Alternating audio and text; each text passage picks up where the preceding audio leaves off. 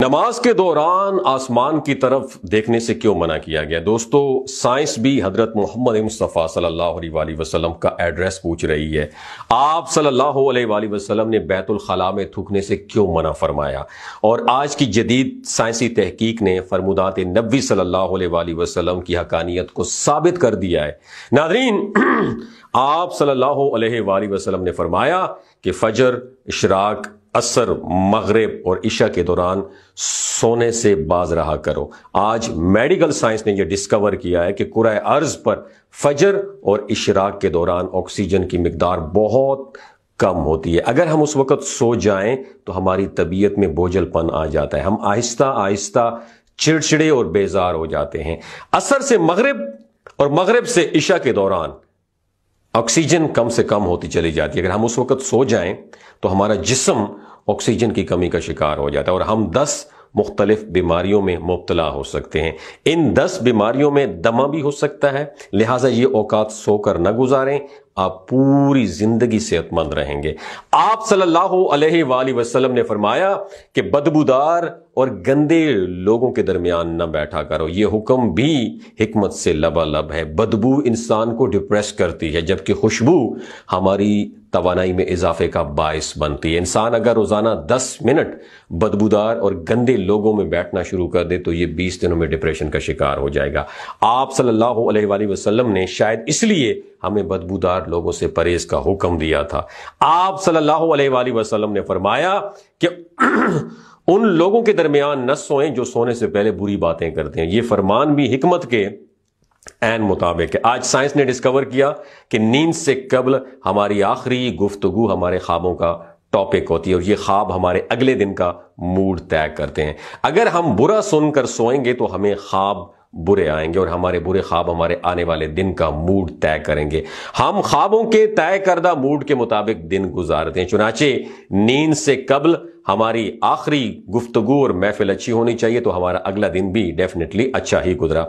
आप सल्लल्लाहु अलैहि वसल्लम ने फरमाया कि बाएं हाथ से न खाओ और यह फरमान भी ऐन साइंस के मुताबिक है। हमारे दिमाग के दाएं और बाएं हिस्से मस्बत और मनफी होते हैं, यानी जब हम दाएं हाथ से खाना खाते हैं तो हमारी सोच मस्बत होती है और जब हम अपने बदन को बाएं हाथ से फीड करते हैं तो हमारी मनफी सोच ताकतवर होती चली जाती है। आप मुशाहिदा कर लें कि आपको बाएं हाथ से खाने वाले लोग अक्सर, ज्यादा नहीं, अक्सर मनफी मिलेंगे। ये हमेशा आपको शक और शिकायत और गीबत और दूसरों को नुकसान पहुंचाते हुए नजर आएंगे। आप सल्लल्लाहु अलैहि वसल्लम ने फरमाया कि मुंह से खाना निकाल कर न खाओ। तहकीक से इस फरमान की भी हिकमत सामने आती है कि हमारे मुंह में 10 करोड़ से 1 अरब तक बैक्टीरियाज मौजूद होते हैं और ये बैक्टीरियाज मोहलिक जरासीम बन जाते हैं। ये जरासीम हमारे खाने में मिल जाते हैं और ये खाना जब मैदे में जाता है तो मैदे के गदूद उन जरासीमों को मार देते हैं और ये खत्म हो जाते हैं। लेकिन जब हम जरासीम मिले खाने को मुंह से निकालते हैं तो उन जरासीम को ऑक्सीजन मिल जाती है और ये ऑक्सीजन जो है सेकंड्स के 1000वें हिस्से में उन जरासीम की तादाद खरबों तक पहुंचा देती है और ये जरासीम मैदे के गदूदों से भी ज्यादा पावरफुल होते हैं। इसलिए ये लुकमा हमारे मैदे में पहुंचकर जहर बन जाता है और ये जहर हमारे पूरे डाइजेस्टिव सिस्टम को तबाह बर्बाद कर देता है। दोस्तों, आपको जिंदगी में कभी कोई ऐसा शख्स सेहतमंद नहीं मिलेगा जिसको मुंह से लुकमा निकाल के खाने की आदत हो। आप सल्लल्लाहु अलैहि वसल्लम ने फरमाया कि हाथ की उंगलियों को चटखाया ना करो, यानी कड़ाके उसके ना निकाला करो। और इसमें साइंस का यह कहना है कि हम में से कुछ लोग उंगलियों को चटखाते हैं, यानी उनके कड़ाके निकालते हैं, उनके जोड़ खुलना शुरू हो जाते हैं, फिर ये लोग जोड़ों के दर्दों की शिकायत भी करते हैं। दोस्तों, आप सल्लल्लाहु अलैहि वसल्लम ने फरमाया कि जूते पहनने से पहले इन्हें झाड़ लिया करो। हमारी जिंदगी के आम वाकयात में कीड़े मकोड़े, बिच्छू, छिपकलियां और छोटे सांप हमारे जूतों में, शूज में पनाह ले लेते हैं और हमारे बच्चे भी जूते में कील, कांटे या ब्लेड वगैरह भी फेंक देते हैं। तो हम जूता पहनते हैं तो हमारे पांव जख्मी हो जाते हैं या फिर कीड़े मकोड़े हमें काट लेते हैं। लिहाजा जूता पहनने से कबल इसे झाड़ लेना चाहिए। आप सल्लल्लाहु अलैहि वसल्लम ने फरमाया کہ نماز کے دوران آسمان کی طرف نہ دیکھو، یہ فرمان بھی درست ہے۔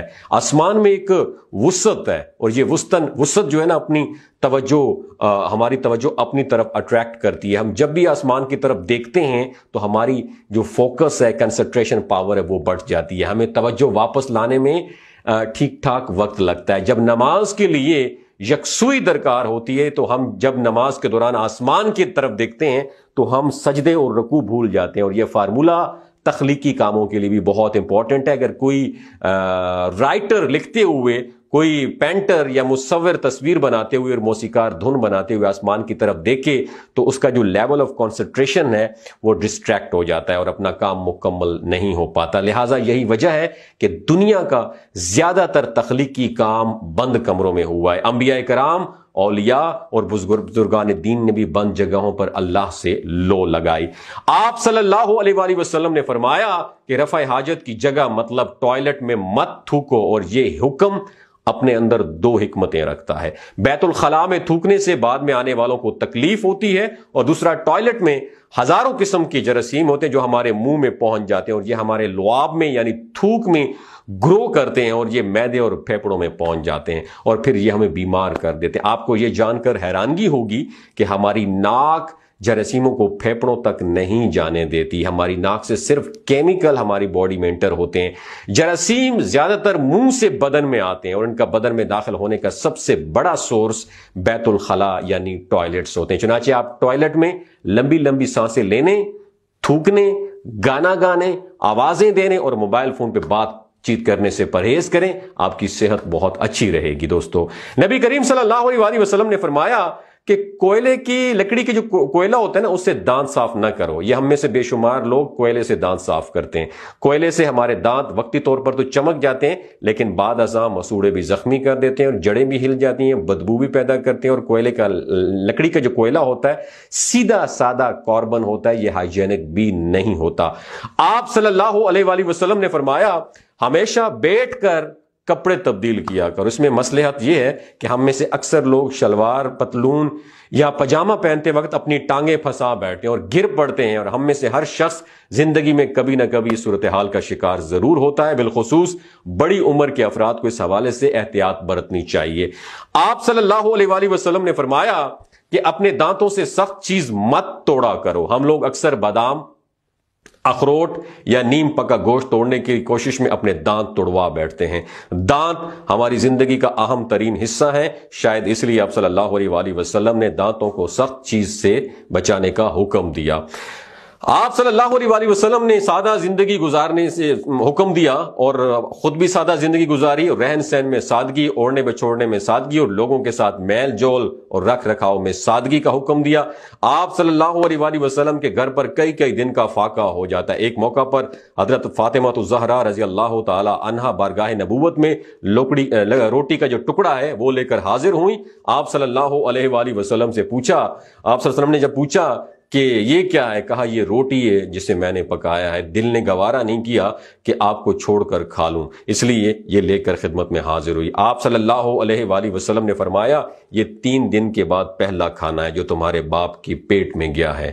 کبھی آپ صلی اللہ علیہ وسلم کے دسترخوان پر 2 قسم کے کھانے جمع نہ ہوئے۔ آپ روٹی تناول فرماتے تو اس کے ساتھ کوئی اضافی چیز نہ ہوتی۔ کبھی آپ صلی اللہ علیہ وآلہ وسلم پر ایسا فاقہ ہوتا کہ بھوک کی شدت سے پیٹ کے ساتھ چپک جاتا۔ دوستو، اگر یہ ویڈیو آپ کو اچھی لگی ہو، صدقہ جاریہ سمجھ کے دوسروں کے ساتھ ضرور شیئر کیجئے۔ ہو سکتا ہے آپ کے ایک شیئر سے اللہ تعالیٰ کسی کی زندگی اور دل بدل دے۔ اپنا بہت خیال رکھیے گا۔ اللہ حافظ۔ آخر میں ایک انفارمیشن آپ کے ساتھ شیئر کرنا چاہتا ہوں کہ یہ جو گلگت بلتستان کے لوگ ہیں، ان کی ایوریج عمر 90 سال سے بھی زیادہ ہوتی ہے۔ You know Y?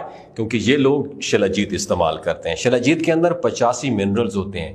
اگر آپ چیزوں کو جلدی بھول جاتے ہیں، مردانہ کمزوری محسوس کرتے ہیں، اولاد جیسی نعمت سے محروم ہیں، سپرم کاؤنٹ کم ہے، ٹیسٹوسٹیرون ہارمون امبیلنس ہے، آپ سدا بہار جوان نظر آنا چاہتے ہیں، خون کی کمی کو دور کرنا چاہتے ہیں، ہڈیوں جوڑوں کے دردوں سے نجات حاصل کرنا چاہتے ہیں، موٹاپا کم کرنا چاہتے ہیں، تو شلاجیت ضرور استعمال کریں۔ ایک بات آپ نے دماغ کی کھڑکیوں کو کھول کے یاد رکھنا ہے، ہمیشہ آرگینک اور قدرتی چیزوں کا استعمال کریں، کیمیکل والے فوڈ سپلیمنٹ خدا رہا استعمال نہ کریں۔